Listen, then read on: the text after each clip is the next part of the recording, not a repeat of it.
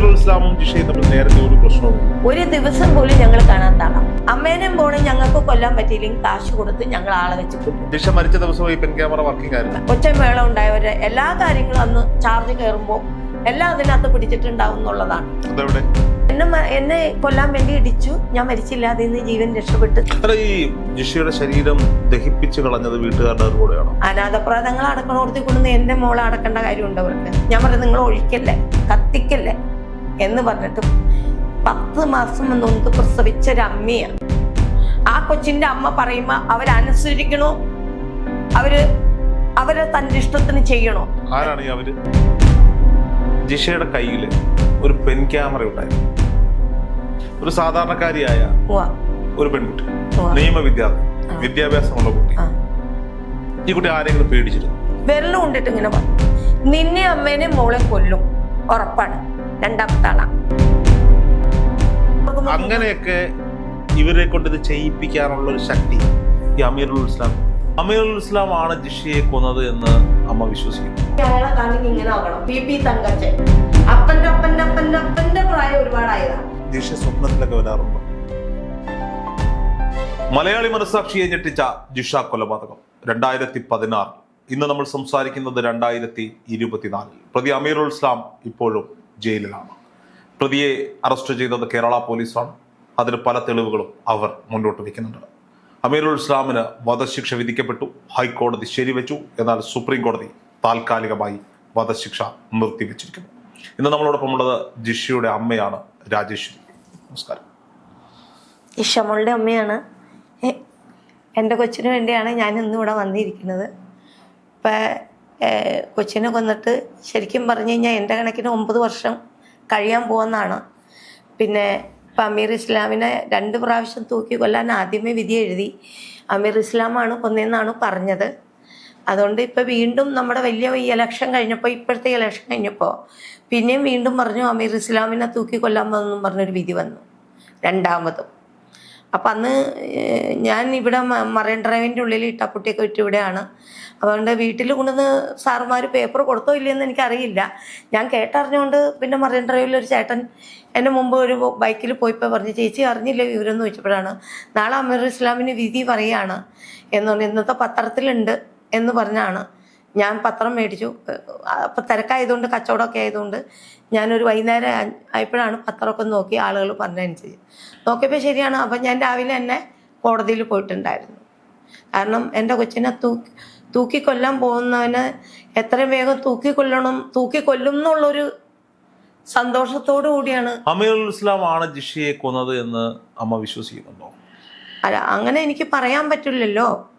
കാരണം ഞാൻ രാവിലെ എൻ്റെ മോളെ കണ്ടുകൊണ്ട് വീട്ടിൽ നിന്ന് എൻ്റെ മോളും ഞാനും ചായ കുടിച്ച് ഒരു കൂട് ബ്രെഡ് ഉണ്ടായിരുന്നു, അത് ഞാനും മോളും കൂടെ കഴിച്ച് 1/2 കിലോ ഞാൻ പോകുമ്പോഴും അത് ഞങ്ങൾ രണ്ടുപേരും കഴിച്ച് ഞാൻ കഴിച്ചില്ലെങ്കിൽ എൻ്റെ മോളെപ്പോഴും വിഷമം പറയും. കാരണം ഞാൻ ഉള്ള വെള്ളമൊക്കെ കുടിച്ച് നടക്കും എന്നും പറഞ്ഞുകൊണ്ട്. അപ്പോൾ നിർബന്ധമുള്ള ചായയൊക്കെ തന്ന് അത് കുടിച്ച് പിള്ളയ്ക്ക് ഒരു ഉമ്മ കൊടുത്ത് ഞാനത് വീട്ടിൽ നിന്ന് പോകാൻ എന്തോ പതിവില്ലാത്തൊരു വിഷമമൊക്കെ ആയിരുന്നു അന്ന്.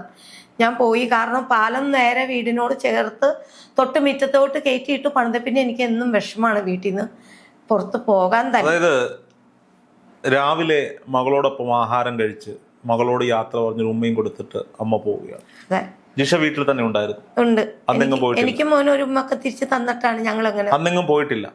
ജിഷ ഇല്ല, അവൾക്ക് 3rd ഇയർ രണ്ടാമതുകൊണ്ട് അന്ന് എടുത്തെഴുതേണ്ടി വന്നായിരുന്നു പരീക്ഷ. ഞാൻ പറഞ്ഞില്ലേ, കുട്ടീനെ പഠിപ്പിക്കുന്ന അധ്യാപകർ പഠിപ്പിക്കുന്ന വിഷയങ്ങൾ പരീക്ഷയ്ക്ക് ഞാൻ ചോദിക്കുന്നത്, ഈ ദിവസം അമ്മ ജിഷ വീട്ടിൽ തന്നെ ഉണ്ടായിരുന്നു? വീട്ടിലുണ്ടായിരുന്നു. പിന്നീട് അമ്മ അറിയുന്നത് എപ്പോഴാണ് ജിഷയ്ക്ക് അപകടം പറ്റിയെന്ന്?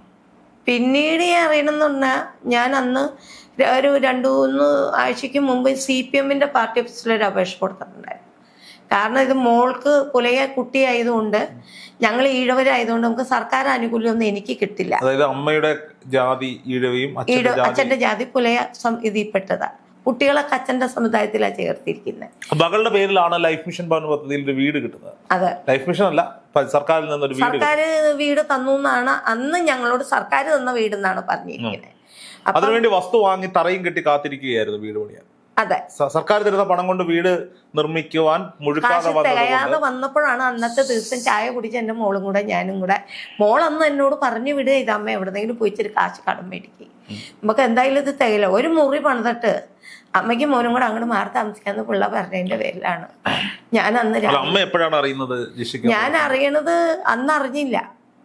കാരണം പറഞ്ഞാൽ സാധാരണ ഞാൻ പുറത്ത് പോയിട്ട് വന്നിട്ടുണ്ടെങ്കിൽ ജിഷമോനെന്ന് വിളിക്കുമ്പോഴത്തേക്കും വീടിന്റെ മുറ്റത്ത് എത്തുമ്പോഴത്തേക്കും ഓടി വന്ന് കൊച്ചു പിള്ളേരെ പോലെയാ, ഇന്ന് എന്ത് പാപ്പാണ് അമ്മച്ചി കൊണ്ടുവന്നതെന്ന് ചോദിച്ചുകൊണ്ട് എൻ്റെ കയ്യിൽ നിന്ന് പൊതി മേടിച്ച് വേഗം വീട്ടിലേക്ക് അകത്തേക്ക് കയറുന്ന കൊച്ചാണ്. അന്ന് ഒരു വിളി വിളിച്ചു നോക്കി, 2 വിളി വിളിച്ചു നോക്കി, ഇങ്ങനെ അടുപ്പിച്ച് വിളിച്ചു നോക്കി. ഒരു 8 മണിയായിട്ടുണ്ട്. കാരണം അത് ഒരു സ്ഥലത്തല്ല ഞാൻ പോയി അന്ന്. ശരി, 8 മണിക്ക് വിളിച്ചു. ഒരുപാട് സ്ഥലത്ത് പോയി വന്നതുകൊണ്ടാണ് അന്ന് അത്രയും വൈകിയത്. കണ്ടില്ല, വീട്ടിനുള്ളിലേക്ക് കയറി. അല്ല, മകളെ കണ്ടില്ല എന്നല്ല, എനിക്ക് അകത്തേക്ക് കയറാൻ പറ്റിയില്ല എന്നുള്ളതാണ് സത്യം. അകത്ത് കയറിയില്ല. കാരണം പറഞ്ഞാൽ കൊച്ചു വിളിച്ചിട്ട് മിണ്ടാത്തതിന്റെ പേരിൽ ഞാൻ വാതിലയിൽ ഇങ്ങനെ തട്ടി മുടിച്ചു, മോനെ ജിഷമോനെ വാതിലോർക്ക്, കൊച്ചു മിണ്ടനേ ഇല്ല. അപ്പൊ അങ്ങനെ വന്നപ്പോൾ എനിക്ക് വല്ലാത്തൊരു വിഷമം തോന്നി. സാധാരണ ഒരു വിളി വിളിച്ച കൊച്ചു ഓടി വന്ന് എൻ്റെ കയ്യിൽ നിന്ന് പൊതി മേടിക്കുന്ന കുട്ടി ഇത്രയൊക്കെ വിളി വിളിച്ചിട്ട് എൻ്റെ മോളെന്താ വിളി കേൾക്കാത്ത. പിന്നെ അകത്തുനിന്ന് കുറ്റിയിട്ടിരിക്കുകയായിരുന്നു വീട്, എനിക്ക് അകത്തേക്ക് കയറാൻ പാടില്ലായിരുന്നു. സത്യത്തിൽ അതാണ് അന്ന് നടന്ന സംഭവം. ഞാൻ അകത്തേക്ക് കയറിയിട്ടേ, ഞാൻ മുറ്റത്ത് തന്നെ കയറുന്നു, കരഞ്ഞുകൊണ്ട് മുറ്റത്ത് കയറുന്നു. ഞാൻ വിളിച്ചിട്ടും മിണ്ടണമില്ല, അയൽക്കാരും അനക്കമില്ല. അല്ല, അവിടെ കൂന് ഭയങ്കര ഇരുട്ട, അടുക്കളയുടെ പുറകുവശം. അപ്പൊ കുറെ സൈഡിൽ ചെടികളൊക്കെ ഭയങ്കര ഇരുട്ട, കനാൽപ്പുറം പൊക്ക. കൊച്ചു മിണ്ടാത്തതുകൊണ്ട് എനിക്ക് അതിലങ്ങോട്ട് പാസ് ചെയ്യാൻ ഉള്ളിൽ ഒരു വല്ലാത്തൊരു പേടി പോലെ. കണ്ടത് ഒരു രാത്രി കണ്ടില്ല. ഞാൻ കണ്ടെന്ന് പറയാൻ തന്നെ ഞാൻ പറഞ്ഞില്ല, ഞാൻ കണ്ടില്ല. അപ്പൊ തൊട്ടടുത്ത വീട്ടില് ഒരു സുരയുടെ വീടിന്റെ തൊട്ടപ്പുറത്ത്, ശ്രീലേഖയുടെ വീടിന്റെ തൊട്ടപ്പുറത്ത് ഒരു തൊമ്മൻ എന്ന് പറഞ്ഞ ചേട്ടന്റെ മക്കൾ അവിടെ, തൊമ്മൻ ചേട്ടനാണ് ആദ്യം പലചരക്ക് കച്ചവടം, ചേട്ടൻ മരിച്ചതിന് ശേഷം പിള്ളേരാണ്. അപ്പൊ ആ കടയിൽ ഞങ്ങൾ പണ്ടൊക്കെ അരിയൊക്കെ മേടിക്കുമായിരുന്നു. ആ ചേട്ടന്റെ വീട്ടിൽ പോയി ഞാൻ കുറേ ഇടിച്ച് കരഞ്ഞു നൊരൊളിച്ചൊക്കെ വിളിച്ചു. കാരണം ഞാൻ ഉറക്കെ നൊരൊളിച്ചിട്ട് പോലും ആ അയലക്കത്തുനിന്ന് ആരും വന്നില്ല. കാരണം ഇതുപോലെ ചുറ്റിനും അടക്കുകൂട്ടിയാണ് വീടുകളുണ്ടായിരുന്നു എൻ്റെ വീടിനോട് ചേർന്ന്. ഇത്രയും വലിയൊരു കുട്ടി കരഞ്ഞിട്ട് ഇവര് അയലൊക്കെ ഇത്ര അടുത്തുള്ള വീട്ടിലുള്ള അയലൊക്കെ അവിടെ പോയി പറഞ്ഞു. അപ്പൊ ഞാൻ ആ വീട്ടിൽ ചെന്ന് കുറെ നേരം കരഞ്ഞു നിന്ന് വിളിച്ചു, അവര് വന്നില്ല. ഒരുപാട് നേരം വിളിച്ചിട്ടും വരാണ്ടായപ്പോഴും അവസാനം ഞാൻ അവരെ ഗേറ്റൊക്കെ പിടിച്ച് കുടുക്കി ഇടുക്കി ഇങ്ങനെ വലിയ വയലൊക്കെ കരഞ്ഞപ്പോഴാണ് അയാള് പുറത്തേക്ക് വന്നത്. എന്തേ ചേച്ചി എന്ന് ചോദിച്ചു. നമ്മളെ ഒരു എന്താ പറയുക, ഒരു നാടകം പോലെ നമുക്ക് തോന്നണം. കാരണം ഇത്രയും അതൊക്കെ തൊട്ടടുത്തുള്ള വീട്ടിൽ നിന്ന് ഒരാളുടെ ശബ്ദം കരച്ചിൽ കേട്ടു, കൊച്ചിന്റെ കരച്ചിൽ കേട്ടു, ഇവരാരും അറിയുന്നില്ല. അപ്പൊ ആ ചേട്ടൻ ചോദിച്ചാൽ എന്താ ചേച്ചിന്ന് ചോദിച്ചാൽ മോനെ എൻ്റെ പിള്ള മിണ്ടണില്ല, മോനൊന്ന് വന്നു നോക്കി എന്താ എൻ്റെ കൊച്ചു മിണ്ടാത്തെന്ന് അറിയാൻ വേണ്ടിയിട്ടാണ് ഞാൻ ഇവിടെ വന്ന്. മകൾ അകത്തുണ്ടെന്ന് നമുക്കറിയാമായിരുന്നു. അകത്തുണ്ടെന്നുള്ള ഒരു കണക്കൂട്ടലാണല്ലോ എനിക്ക്. കാരണം ഞാൻ രാവിലെ വീട്ടിൽ കണ്ട കൊച്ചു, അപ്പൊ ഞാൻ പറഞ്ഞിട്ടുണ്ട് വെള്ളമായ വെള്ളം എല്ലാം കൊച്ചു കോരി വെച്ചു. വീട്ടില്. അപ്പൊ ഞാൻ പറഞ്ഞു അമ്മ വരാതെ പുറത്തേക്ക് പോരും, കനാലിൽ വെള്ളമൊക്കെ നിർത്തി വെച്ചിരിക്കണം, ഉണങ്ങി കിടക്കണം. അപ്പോൾ നേരെ ഇച്ചിരി നീങ്ങിയൊരു ചെറിയൊരു വെള്ളം പോണത്തോടുണ്ട്. ഞാൻ വരാണ്ട് ഇവിടുന്ന് പുറത്തിറങ്ങണ്ട, കാരണം എന്നെ വണ്ടി ഇടിച്ച് നാശാക്കി പിന്നെ പുറത്തൊന്ന് ഞാൻ കൊച്ചിനെ അങ്ങനെ വിടൂല. നിങ്ങളുടെ കൂടെ വീട്ടിലേക്ക് വന്നു ആര്? അയാൾ അപ്പുറത്തെ വണ്ടിയില്, ഞാൻ എൻ്റെ വീടിന്റെ വണ്ടിയില്. അപ്പൊ ചേച്ചി പോയി ഒന്നുകൂടെ മുട്ട് വിളിക്കുന്നു പറഞ്ഞ് ഞാൻ പോലീസിനെ വിളിക്കാന്ന് പറഞ്ഞ് പുള്ളി ആ വണ്ടിയിൽ അപ്പുറത്തോട് ഇപ്പുറത്തോട് നടന്ന് ഫോൺ ചെയ്യില്ലല്ലാതെ. പുള്ളി വന്ന് ഫോൺ ചെയ്തിട്ടാണെങ്കിലും ഞാൻ വന്നിട്ട് രാത്രി 8 മണിയായെങ്കിലും പുള്ളി ഇയാളെ വിളിച്ച് സാർമാർ വരുമ്പോൾ 8-9 മണിയായിട്ടുണ്ടാവും. പോലീസുകാർ 9 മണിക്ക് വന്നു. 8-9 മണി എന്തായാലും പോലീസുകാരാണ് പിന്നെ വന്നത് ഞാൻ ചെന്നതിന് ശേഷം. വേറെ നാട്ടുകാരും സഹായിച്ചില്ല? നാട്ടുകാരും വന്നില്ല എന്റെ കരച്ചിൽ. പോലീസുകാർ വാതിൽ പൊളിച്ചപ്പോഴാണ് ഇങ്ങനെ ഒരു സംഭവം. അല്ല, പോലീസുകാർ ഫ്രണ്ടിൽ നിന്ന് വാതിൽ പൊളിച്ചില്ലായിരുന്നു. അവരാ അടക്കളപ്പുറസുടെ ഇരുട്ടുകൂടെ കടന്നാണ് പോയാണ് അടക്കളപ്പുറസുടെ പോയത്. ഫ്രണ്ടിൽ നിന്ന് വാതിൽ തുറക്കാനേ പറ്റില്ലായിരുന്നു. കാരണം ഇവര് ഇത് കഴിഞ്ഞിട്ട് അകത്തുനിന്ന് കുറ്റിയിട്ടിട്ടുണ്ടായിരുന്നു വീടിന്റെ, നമ്മുടെ മറ്റേ കുറ്റിയാണ് ഇങ്ങനെ.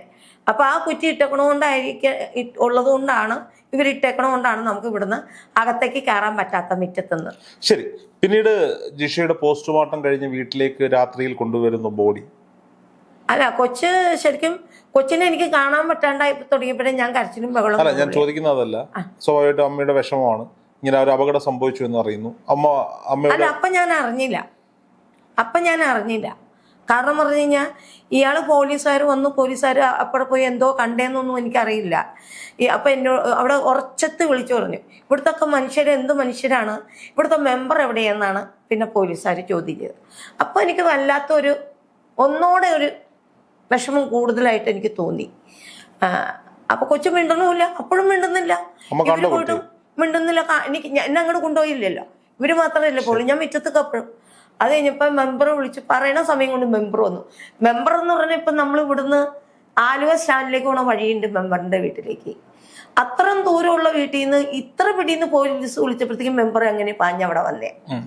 അപ്പൊ ഇവരൊക്കെ ആ വീടിന്റെ പരിസരത്ത് ഉണ്ടായിരുന്നു എന്നാണ് എനിക്ക് തോന്നുന്നത്. എല്ലാവരും കൂടി ഇത് അറിഞ്ഞിട്ട് അറിയാത്ത രീതിയിൽ നിൽക്കുന്നതാണോ എന്ന് എനിക്കൊരു സംശയം. എന്റെ കൊച്ചിന്റെ മിണ്ടാത്തതുകൊണ്ട്. ജിഷ കൊല ചെയ്യപ്പെട്ടു, ജിഷ മരണപ്പെട്ടു. ജിഷയുടെ ഭൗതിക ശരീരം പോസ്റ്റ്മോർട്ടം എല്ലാം കഴിഞ്ഞ് വീട്ടിലേക്ക് കൊണ്ടുവന്നു. അന്ന് കൊണ്ടുവന്നില്ല, അന്നല്ല പിന്നീട് കൊണ്ടുവരുന്നു. ഒരു 2-3 ദിവസം കഴിഞ്ഞാണ്. അപ്പൊ ഞാൻ ഒരു അപ്പൊ തന്നെ പിടിച്ച് നിർബന്ധമായിട്ട്, അന്ന് എനിക്ക് ഷുഗർ ഉണ്ടായുള്ളൂ. അപ്പൊ എന്നോട് മെമ്പർ പറഞ്ഞു, ചേച്ചി നമുക്കൊരു സ്ഥലം വരെ പോവാ, എന്റെ കൈ പിടിച്ച് വാ ചെയ്യുന്ന, നിങ്ങൾ എന്നോടടുത്തേക്കും കൊണ്ടുപോകണ്ടെന്ന് പറഞ്ഞു. പല തവണയും സർക്കാർ നമുക്ക് പാവപ്പെട്ടവർക്ക് വേണ്ടിയിട്ട് ഗവൺമെന്റിൽ നിന്ന് പല ആനുകൂല്യങ്ങളും കൊടുക്കണ്ടായിരുന്നു, വീടായിട്ടും കോഴിയായിട്ടും മൃഗങ്ങളായിട്ടും ഒക്കെ. പക്ഷെ ഇതൊക്കെ വന്നിട്ടുണ്ടെങ്കിലും അവർക്ക് വേണ്ടപ്പെട്ട ആൾക്കാർക്കൊക്കെയാണ് ഇവർ കൊടുക്കുന്നത്, ഉള്ളവർക്ക് തന്നെ. അന്ന് പാവപ്പെട്ട ജനങ്ങൾക്ക് വേണ്ടി, അർഹതപ്പെടുന്ന പാവപ്പെട്ട ജനങ്ങൾക്ക് ഇത് കിട്ടുന്നില്ല. അതിലൊരാൾപ്പെട്ട ആളാണ് ഞാനും. എന്റെ കുഞ്ഞും ഞാനും അവിടെ 10-30 കൊല്ലം താമസിച്ചത്. ജിഷയുടെ പോസ്റ്റ്മോർട്ടം കഴിഞ്ഞ് വീട്ടിലേക്ക് കൊണ്ടുവരുന്ന ശരീരം അത് അന്ന് രാത്രി തന്നെ, അന്ന് കൊണ്ടുവന്നില്ല, അന്നല്ല കൊണ്ടുവന്ന അന്ന് രാത്രി തന്നെ ഇത് അടക്കം ചെയ്യുന്നതിന് പകരം ദഹിപ്പിക്കുകയാണ് ചെയ്തത്. അല്ല, അതിനു മുമ്പ് ഞാൻ പറയട്ടെ. കാരണം ഞാൻ വീട്ടിൽ നിന്ന് എന്നെ അവിടെ നിന്ന് അവർ പോലീസ് ജീപ്പിൽ നിർബന്ധമായിട്ടാണ് കയറ്റിക്കൊണ്ടുപോയത്. അന്ന് എനിക്ക് ഷുഗർ മാത്രമേ ഉള്ളൂ. അപ്പൊ എനിക്ക് ഇത്രയ്ക്ക് വലിയ അസുഖങ്ങളൊന്നുമില്ല, ആശുപത്രിയിൽ അഡ്മിറ്റ് ആയി. ഇവർ എന്ത് കാരണത്തിനാണ് എന്നെ നിർബന്ധമായിട്ട്, എന്റെ കൊച്ചിനെ കണ്ടില്ല, പോലീസിനെ വിളിച്ചു, പോലീസ് അടക്കള പുറകുടെ പോയി, എന്താണ് അവർ കണ്ടതെന്നൊന്നും എന്നോട് പറഞ്ഞിട്ടില്ല. എനിക്ക് എൻ്റെ കൊച്ചിനെ കാണാൻ പറ്റിയിട്ടില്ല, കൊച്ചെന്നോട് മിണ്ടിയിട്ടില്ല. അങ്ങനെയുള്ളൊരവസ്ഥയിൽ എന്നെ ഇവർ നിർബന്ധമായിട്ട് സാറുമാരെ പോലീസ് ജീപ്പിലേക്ക് എന്നെ കയറ്റി നേരെ ഗവൺമെന്റ് ആശുപത്രിയിലേക്കാണ് കൊണ്ടുപോയത്. എനിക്ക് വേറൊരു അസുഖമില്ല തന്നെ ഇവരെന്തിനാ അത്രയും നിർബന്ധമായിട്ട് എന്നെ ഗവൺമെന്റ് ആശുപത്രി കൊണ്ടുപോയി അഡ്മിറ്റ്. സഹോദരി ദീപ എപ്പോഴാണ് വീട്ടിലേക്ക് വരുന്നത്? അപ്പൊ അതാണ് പറയാൻ കാരണം. ആശുപത്രിയിൽ ചെന്നു, ഞാൻ കുറച്ചു നേരം കഴിഞ്ഞ് എന്നെ അവിടെ അഡ്മിറ്റ് ആക്കി കഴിഞ്ഞ് കുറച്ചു നേരം കഴിഞ്ഞപ്പോഴത്തേക്കും ദീപ കരഞ്ഞുകൊണ്ട് വന്നിട്ട് വല്ല വാവിട്ടാണ് കരയണ ആള്. അപ്പൊ കൊച്ചു കരയണ തുടങ്ങിയപ്പോൾ എനിക്കും പിന്നെയും തോന്നി ഇത് വല്ലാത്തൊരു വിഷമം കൂടുതലായി തുടങ്ങി. അത് കഴിഞ്ഞ് കുറച്ചു നേരം കഴിഞ്ഞപ്പോൾ ഇവരെ രണ്ടുപേരെ അച്ഛൻ, ജിഷയുടെ നീവയുടെ അച്ഛൻ, എൻ്റെ ഭർത്താവ് പാപ്പു കരഞ്ഞുകൊണ്ട് പാപ്പു കരഞ്ഞുകൊണ്ട് തന്നെ എൻ്റെ പുറകെ അവരെ പെങ്ങന്മാര്, അച്ഛൻ, കൂടപ്പുറപ്പുള്ള എല്ലാവരും കരഞ്ഞുകൊണ്ട്, പിന്നെ വേറെ വശത്തുകൊണ്ട് എൻ്റെ ആൾക്കാർ, അങ്ങനെ എല്ലാവരും എല്ലാവരും ഇടിച്ച് ബഹളം ഉണ്ടാക്കി കരഞ്ഞുകൊണ്ടാണ് എൻ്റെ അടുത്തേക്ക് വരുന്നത്. അപ്പോഴാണ് എനിക്ക് എന്തോ സംഭവിച്ചിട്ടുണ്ട്. അല്ലെങ്കിൽ എൻ്റെ കൊച്ചു ഞാൻ വിളിച്ചപ്പം മിണ്ടിയാനോ, ഒരു വിളി വിളിക്കുമ്പോൾ എൻ്റെ കൊച്ചു ഓടി വരുന്നത് എൻ്റെ അടുത്ത്. ആ കൊച്ചു ഇത്രയും വിളി വിളിച്ചിട്ടും മിണ്ടാതെ. അമ്മേ, സ്വാഭാവികമായിട്ടും ആ ഒരു മരണം നടക്കുന്നു, അമ്മയും ആശുപത്രിയിലേക്ക് മാറ്റുന്നു, ബന്ധുക്കളെല്ലാം ആശുപത്രിയിലേക്ക് വരികയാണ്. തിരിച്ചിതെല്ലാം കഴിഞ്ഞിട്ട്, പോസ്റ്റ്മോർട്ടം കഴിഞ്ഞിട്ട് ബോഡി വീട്ടിലേക്ക് കൊണ്ടുവന്നല്ലോ. അന്നല്ല പിന്നീട് കൊണ്ടുവന്നല്ലോ, 3-ാം ദിവസം കണ്ടാണ്. ശരി, അന്ന് കൊണ്ടുവന്നല്ലോ. വീട്ടിലല്ല കൊണ്ടുവന്നു. എവിടേക്കാണ് കൊണ്ടുവരുന്നത്? സാധാരണ കൊച്ചിന് 5 സെന്റ് ഭൂമി സർക്കാർ കൊടുത്തിട്ടുണ്ട്, അവിടെ പരപണി നടക്കുകയായിരുന്നു. എന്നാലും അന്നത്തെ ദിവസം പരപണി നടക്കാണ്ട് ഒരു ദിവസത്തേക്ക് വേണ്ടി എൻ്റെ കൊച്ചിൻ്റെ ഭൂമിയിൽ, എൻ്റെ കൊച്ചിൻ്റെ മണ്ണിൽ അടക്കം ചെയ്യായിരുന്നു. ഇത് എൻ്റെ നാട് വളയഞ്ചിറങ്ങര മൂവാറ്റുപുഴ നാട്. പിന്നെ കൊച്ചിൻ്റെ അച്ഛൻ്റെ നാട് കോതമംഗൽ ചെറുകുന്നമാണ്. അവിടെയും കൊച്ചിൻ്റെ അച്ഛൻ്റെ മണ്ണുണ്ട്. കാര്യം വലിയ സ്ഥലമില്ല, പെങ്ങന്മാരൊക്കെ കെട്ടിക്കാൻ വേണ്ടി വീട്ടിൽ ഇച്ചിരി കൃഷിയും ജീവിക്കാൻ വലിയ പൈസക്ക് ബുദ്ധിമുട്ടുള്ള തരക്കേടില്ലായിരുന്നു. അങ്ങനെയൊക്കെ ജീവിച്ചുകൊണ്ടിരുന്ന ആൾക്കാരാണ്. അച്ഛനും അമ്മേനെ അവിടെ ഒരു അരികത്തൊക്കെയാണ് ഇട്ടിരിക്കുന്നത്. അപ്പം അങ്ങനെയുള്ളൊരു സ്ഥലത്ത് എവിടെയെങ്കിലും കൊച്ചിൻ്റെ അച്ഛൻ്റെ മണ്ണിലും കൊച്ചിനെ ഇടായിരുന്നു. അതും അവർ ചെയ്തില്ല. കൊച്ചിൻ്റെ മണ്ണിലിട്ടില്ല, കൊച്ചിൻ്റെ അച്ഛൻ്റെ മണ്ണിലിട്ടില്ല. പിന്നെ എൻ്റെ നാട്ടിൽ പോണ വഴിക്ക് വളഞ്ചിറങ്ങര കീഴിളം മണ്ണൂർ കൂടി പോണ അനാഥപ്രേതങ്ങളെ കടക്കുന്ന ഒരു മണ്ണൂർ കീഴിളം മശാനമുണ്ട്, മലമുറി. ഇത്രയും സൗകര്യമൊക്കെ ഉള്ളിടത്തിൽ ഉള്ളൊരു കുട്ടീനെ കൊണ്ടുവന്നിട്ട് അനാഥപ്രേതങ്ങളെ അടക്കണോടത്തിൽ കൊണ്ടുവന്ന് എൻ്റെ മോളെ അടക്കേണ്ട കാര്യമുണ്ട് അവർക്ക്? അല്ല, ഈ ജിഷയുടെ ശരീരം ദഹിപ്പിച്ച് കളഞ്ഞത് വീട്ടുകാരുടെ അറിവോടെയാണോ? വീട്ടുകാരെന്ന് പറയാൻ കാരണം പറഞ്ഞാൽ അന്നെന്ന് പറഞ്ഞാൽ ഞാൻ എന്നെ ഓട്ടോറിക്ഷ കൊണ്ടുവന്നു, ഞാൻ അവിടെ ഇറങ്ങി. അപ്പം ഞാൻ പകുതി വഴി എത്തിയപ്പോൾ ഞാൻ ചോദിച്ചു, നിങ്ങൾ എന്നെ ഇങ്ങോട്ട് കൊണ്ടുവന്നത്? മലമുറി ഭാഗമാണ് പോകുന്നത്, എന്തിനാണ് ഇവിടെ കൊണ്ടുവന്നത്? അപ്പം പലമുറിയിലേക്ക് എന്നെ കയറ്റി കൊണ്ടുവരണം മശാൻ. അപ്പം ഞാൻ ചോദിച്ചു, എന്തിനാ ദീപ ഇവിടെ വന്നേക്കണേന്ന് ചോദിച്ചു. അപ്പം മോള് പറഞ്ഞു, ഞാൻ അങ്ങോട്ട് ഇറങ്ങിയതിൻ്റെ പുറകെയാണ് ആംബുലൻസ് തന്നെ. ആംബുലൻസ് വന്നപ്പോഴത്തേക്ക് എൻ്റെ എല്ലാ സമതലങ്ങളും ശ്മശാനത്തിൽ അടക്കം ചെയ്യാമായിരുന്ന ശരീരം ദഹിപ്പിക്കുകയാണ് ചെയ്തത്. അപ്പം അത് കഴിഞ്ഞ് ഇച്ചിരി നേരം കഴിഞ്ഞപ്പോഴത്തേക്കും ഈ ബോഡി ഇറക്കി എൻ്റെ മുമ്പിൽ കൊച്ചിനെ കൊണ്ടുവന്ന് തന്നപ്പോഴാണ് എൻ്റെ മോള് മരിച്ചു എന്ന് തന്നെ അന്നാണ് ഞാൻ അറിയണം. ഈ 3-4 ദിവസം കഴിഞ്ഞതിന് ശേഷമാണ് ബോഡി എനിക്ക് കൊണ്ടുവന്ന് എൻ്റെ മുമ്പിൽ എനിക്ക് വെച്ച് കാണിച്ച് തന്നപ്പോഴാണ് എൻ്റെ മകൾ മരിച്ചു എന്ന് തന്നെ ഞാൻ അറിഞ്ഞേക്കണത്. അതുവരെ എന്നോട് പറഞ്ഞത്, ദീപ പറഞ്ഞത്, സാഞ്ചി ആശുപത്രിയിലുണ്ട്, കുഴപ്പമില്ല അമ്മച്ചി, ഇപ്പം വരും ഇപ്പം വരും ഇപ്പം വരും, ഇങ്ങനെയാണ് എൻ്റെ ദീപ എന്നോട് എപ്പോഴും പറഞ്ഞുകൊണ്ടിരുന്നത്. അപ്പം ആ ബോഡി കൊണ്ടുവന്ന് കഴിഞ്ഞപ്പോൾ എന്നെ ഒരു മിന്നാട്ടം പോലെ കാണിച്ച് അവിടെ വെച്ചോളൂ. അപ്പം തന്നെ അവർ ബോഡി അവിടെ നിന്ന് എടുത്തു. അപ്പം കൊച്ചിൻ്റെ അച്ഛനും അച്ഛൻ്റെ ആൾക്കാരും ബന്ധുക്കളും എല്ലാവരും ഉണ്ട്. എൻ്റെ ബന്ധുക്കളും എൻ്റെ അച്ഛൻ്റെ അമ്മയുടെ ആൾക്കാരും സർവത്ര ആൾക്കാരും ഒരുപാട് പേര് ആ മശാനത്തിൽ വന്നു കൂടിയിട്ടുണ്ട്. ഇത്രയും പേര് ഈ കൊച്ചിൻ്റെ അച്ഛനും എൻ്റെ ആൾക്കാരും നിൽക്കുമ്പോൾ ഈ കൊച്ചിൻ്റെ ബോഡി അങ്ങോട്ട് കൊണ്ടുപോകാൻ എടുത്തപ്പോൾ ഞാൻ പറഞ്ഞു, ഇപ്പം നിങ്ങൾ എൻ്റെ മോളെ അടക്കം ചെയ്യരുത്. കാരണം പറഞ്ഞാൽ മോള് BA LLB പഠിച്ചതാണ്. ഒരുപാട് കോളേജുകളിലും ചെറിയ സ്കൂളുകളിലും ഒക്കെ ഒരുപാട് സ്ഥലങ്ങളിൽ പഠിച്ചതുകൊണ്ട് ഒരുപാട് അധ്യാപകരും കൊച്ചിന് ഒരുപാട് കൂട്ടുകാരികളും ഒന്നിച്ച് പഠിച്ചിട്ടുള്ള കൂട്ടുകാരികളും ഒരുപാട് പേരുണ്ട്. അപ്പം ഇവരൊക്കെ ഒന്ന് കണ്ടോട്ടെ, അതുകൊണ്ട് ഇപ്പം നിങ്ങൾ കൊച്ചിനെ ഒന്നും ചെയ്യരുത്. ഇപ്പം നമുക്ക് എല്ലാ സൗകര്യങ്ങളും നമുക്ക് ആരെങ്കിലും മരിച്ചാൽ തന്നെ അത് സൂക്ഷിക്കാനുള്ള സൗകര്യങ്ങളൊക്കെ ഉണ്ട്. അപ്പം നിങ്ങൾ അത് ചെയ്യും. അപ്പം അമ്മയുടെ ഒരു ചേട്ടത്തിയുടെ മോള് ഒച്ചത്തിൽ വിളിച്ചു പറഞ്ഞു, അവിടെ ഇവരെല്ലാം നിൽക്കുന്ന സമയത്ത് അവൾ തിന്നിട്ട് അവളുടെ മുമ്പിലേക്ക് ഇട്ട് കൊടുക്കുന്നു പറഞ്ഞു. അവളെന്തിനാ അങ്ങനെ പറഞ്ഞേ?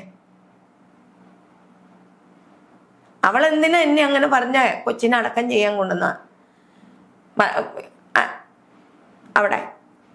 അപ്പം ഞാൻ പറഞ്ഞു, എൻ്റെ കൊച്ചിൻ്റെ അച്ഛന് മണ്ണുണ്ട്, എൻ്റെ കൊച്ചു മേടിച്ചിട്ടുണ്ട് മണ്ണ്, എൻ്റെ കൊച്ചിനെ ഇവിടെ അടക്കം ചെയ്യണ്ട. അതുകൊണ്ട് നാളെ നേരത്തെ എൻ്റെ കൊച്ചിനെ കാണേണ്ടവരൊക്കെ കണ്ടിട്ട് ചെയ്താൽ മതി. ഇപ്പൊ ഒന്നും ചെയ്യാൻ ഞാൻ സമ്മതിക്കില്ല, കൊണ്ടോണ്ട എൻ്റെ കൊച്ചിനെന്ന് ഞാൻ ദേഷ്യപ്പെട്ട് ഞാൻ സങ്കടപ്പെട്ട് കരഞ്ഞു പറഞ്ഞു. ഞാൻ പറഞ്ഞിട്ട് ആരും കേൾക്കാതെ എൻ്റെ ഒപ്പം സംസാരിക്കാനുള്ള എൻ്റെ ഭർത്താവും ആ കൊച്ചിന് ഉത്തരവാദിത്തമുള്ള ഭർത്താവിൻ്റെ അച്ഛൻ്റെ അച്ഛൻ്റെ അമ്മ, പെങ്ങാമാര്, ആൻറ്റിമാര്, ചാച്ചന്മാര്, ഇത്രയും എൻ്റെ അമ്മ, എൻ്റെ ആൾക്കാർ, എൻ്റെ കൂടപ്പുറ സഹോദരങ്ങൾ എല്ലാവരും ഉണ്ടായിട്ട് എന്തുകൊണ്ട് എൻ്റെ ഒപ്പം ഒച്ചത്തിൽ ഉയരത്തിൽ ഈ കൊച്ചിന് വേണ്ടി, എനിക്ക് വേണ്ടി ഒരു വാക്ക് സംസാരിക്കാൻ കൊച്ചിനെ പടക്കം ചെയ്യില്ലെന്ന് എന്തുകൊണ്ട് ഇവരാരും പറഞ്ഞില്ല? എന്തുകൊണ്ട് ഇവർ പറഞ്ഞില്ല? എന്തുകൊണ്ട് ഇവർ ഇത്ര തിടുക്കം പിടിച്ച് ഒരു മനുഷ്യനെ അടക്കം ചെയ്യാൻ പറ്റാത്ത പട്ടപ്പാതിരയ്ക്ക് എല്ലാവരും 2 ഉറക്കം 3 ഉറക്കം കഴിഞ്ഞിട്ടുണ്ടാവും. ആ സമയത്ത് എന്തിന് എൻ്റെ കൊച്ചിനെ ദീപൻ, അതും കൊച്ചിന്റെ അച്ഛൻ നിൽക്കണു, എൻ്റെ ആൾക്കാർ നിൽക്കണു, എൻ്റെ ആൾക്കാർ നിൽക്കണു, എനിക്ക് കൂടപ്പുറപ്പ് സഹോദരന്മാരുണ്ട്, അച്ഛൻ നിൽക്കണു. സ്വന്തം തന്തകളെ കൊണ്ട് ഒപ്പിടിക്കേണ്ടതിനും സ്വന്തം എൻ്റെ സഹോദരങ്ങൾ നിൽക്കുന്നുണ്ട്. ഇവരെ കൊണ്ടൊക്കെ ഒപ്പിടിക്കാണ്ട് എൻ്റെ ദീപയ്ക്ക് ഒന്നാമത് ആസ്മാരത്തിന്റെ അസുഖം വന്ന ആളാ. എന്തുകൊണ്ട് എൻ്റെ ദീപനെ കൊണ്ട് ഇവര് സൈൻ ചെയ്ത് ഒപ്പിടിച്ചതിന്റെ കാരണം എന്താ? അവളെ കൊണ്ട് എന്തിനു ഇവര് ഒപ്പിടിച്ചു? ജിഷയുടെ ശരീരം, ഞാൻ പറയുന്നത് നമ്മൾ വ്യക്തമായി കേൾക്കണം, ദഹിപ്പിച്ചു കഴിഞ്ഞാൽ പിന്നീട് അന്വേഷണം വന്നാൽ റീപോസ്റ്റ്മോർട്ടം ചെയ്യാൻ പറ്റില്ല. കാരണം പറഞ്ഞാൽ കൊച്ചിന്റെ ബോഡി അവിടെ നിന്ന് പൊക്കിയിട്ട് കുണ്ടാൻ നേരത്ത് ഞാൻ വലിയ ഒച്ചയിലും നിറവിളിച്ച് ബഹളം വെച്ചുകൊണ്ടിരിക്കും. ഇവരാരും മിണ്ടല്ല, എൻ്റെ ആൾക്കാരും മിണ്ടല്ല, കൊച്ചിന്റെ തന്തയും തന്തട. അപ്പ അവരെന്തോ ഇതിന്റെ മോളിൽ കയറ്റി അവർ കന്നാസിൽ എന്തോ കൊണ്ടുവന്നു. ഞാൻ പറഞ്ഞു, നിങ്ങൾ ഒഴിക്കല്ലേ, കത്തിക്കല്ലേ എന്ന് പറഞ്ഞിട്ടും 10 മാസം നൊന്ത് പ്രസവിച്ചൊരമ്മയാണ്. ആ കൊച്ചിന്റെ അമ്മ പറയുമ്പോ അവരനുസരിക്കണോ? അവരെ തന്റെ ഇഷ്ടത്തിന് ചെയ്യണോ? അവിടുത്തെ മെമ്പർ ആരൊക്കെ എത്ര പേരൊക്കെയാണെന്ന് അറിയില്ല. ഒരു മെമ്പർ ഒരുപാട് പേര് വന്നിട്ടുണ്ട്. അവരൊക്കെയാണ് ഇതില് കൊച്ചിനെ കൊണ്ട് ദീപനെ കൊണ്ട് സൈൻ ചെയ്യിച്ചിട്ട് ധൃതി കൂട്ടി വേഗം ഇത് തളിച്ച് അപ്പൊ തന്നെ കറണ്ടാണല്ലോ, തീ ആന്തി. ആ ആന്തി ഇന്നും എൻ്റെ നെഞ്ചില് ആന്തി കാത്തിരിക്കുകയാണ്. എൻ്റെ മോളെ കൊന്നവനെ അമീർ ഇസ്ലാമിനെ വീണ്ടും തൂക്കിക്കൊല്ലണം, അതിനുവേണ്ടി തന്നെ കാത്തിരിക്കണതാ ഞാൻ. എനിക്ക് വേണ്ടി ഇന്ന് വരെ ഞാൻ ജീവിച്ചിട്ടില്ല. ഞാനൊരു കാര്യം ചോദിച്ചോട്ടെ അമ്മീടോ, വ്യക്തമായിട്ട് നമുക്ക് കേൾക്കണം. ഈ അടക്കാൻ സ്ഥലമുണ്ടായിരുന്നു, അല്ലെങ്കിൽ കൊച്ചിന് മണ്ണുണ്ട്. ഞാൻ പറയുന്നത് കേൾക്കൂ. എന്നിട്ടും ഒരു ശ്മശാനത്തിൽ കൊണ്ടുപോയി ദഹിപ്പിക്കുകയാണ് ചെയ്തത്. അതെ, ആ ശരീരം ഇനി മണ്ണിലുണ്ടാകരുത് എന്ന് ആർക്കൊക്കെയോ നിർബന്ധമുണ്ടായിരുന്നത് പോലെ. മണ്ണിലിട്ട് കഴിഞ്ഞാൽ നാളെയും പിന്നെ എന്തെങ്കിലും ഒരു കാര്യം നമുക്ക് അന്വേഷിക്കാൻ കിട്ടൂലോ. അങ്ങനെയൊക്കെ ഇവരെ കൊണ്ട് ഇത് ചെയ്യിപ്പിക്കാനുള്ള ഒരു ശക്തി ഈ അമീറുൽ ഇസ്ലാം സ്വപ്നത്തിലൊക്കെ വരാറുണ്ട്. എന്തുകൊണ്ട് ഇവര് പറഞ്ഞില്ല? എന്തുകൊണ്ട് ഇവർ ഇത്ര തിടുക്കം പിടിച്ച് ഒരു മനുഷ്യനെ അടക്കം ചെയ്യാൻ പറ്റാത്ത പച്ച പാതിരയ്ക്ക് എല്ലാവരും 2 ഉറക്കം 3 ഉറക്കം കഴിഞ്ഞിട്ടുണ്ടാവും. ആ സമയത്ത് എന്തിന് എന്റെ കൊച്ചിന് ദീപൻ, അതും കൊച്ചിന്റെ അച്ഛൻ നിൽക്കണു, എന്റെ ആൾക്കാർ